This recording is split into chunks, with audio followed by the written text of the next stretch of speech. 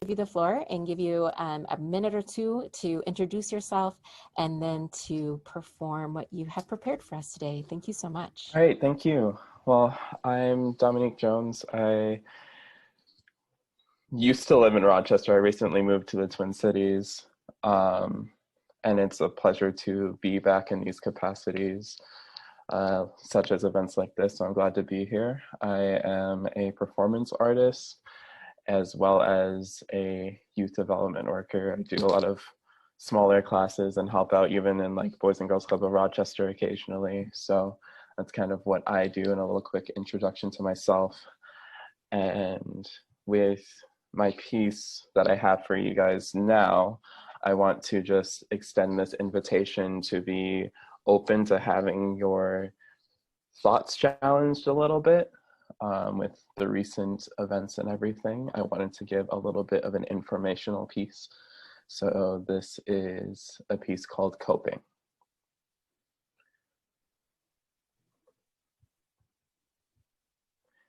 If you ever seen a child try and get their parents' attention, it will often go like this. They will speak, and when that doesn't work, they will cry, and when that doesn't work, they will scream, and when that doesn't work, they'll break something. This summer, my body remembered how to revitalize a droughted river of tears. My eyes watched a man's demise be televised as the slew of molten words erupted out of the volcano of my emotions. Today, I write these words as echoes of lost desires. Progress incoming. Progress incoming. Progress incoming. Progress. Come in. When we chanted her name, we thought that this time maybe it would be different.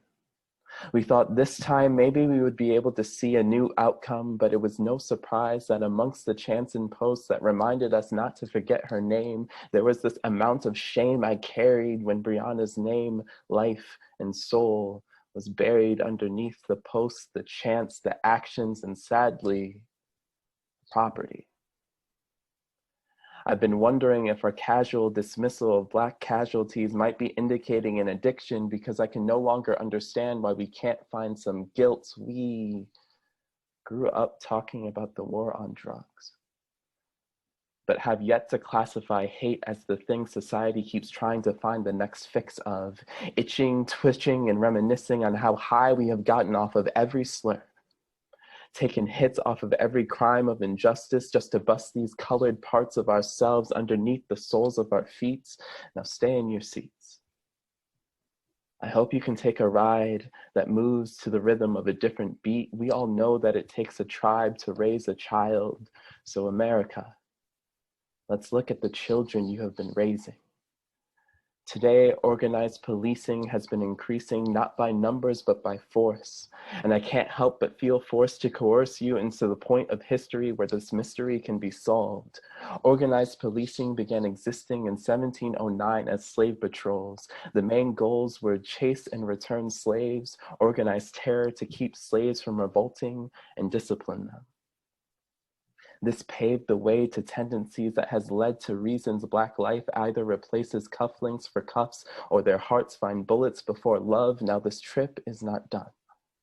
But let's try and rest with how picnics became gatherings for lynchings, putting the casual in casualty, automatically painting fallacies that Black meant beast, and that was celebrated by the leaders, the police, the mothers, and even the children. From 1882 to 1962.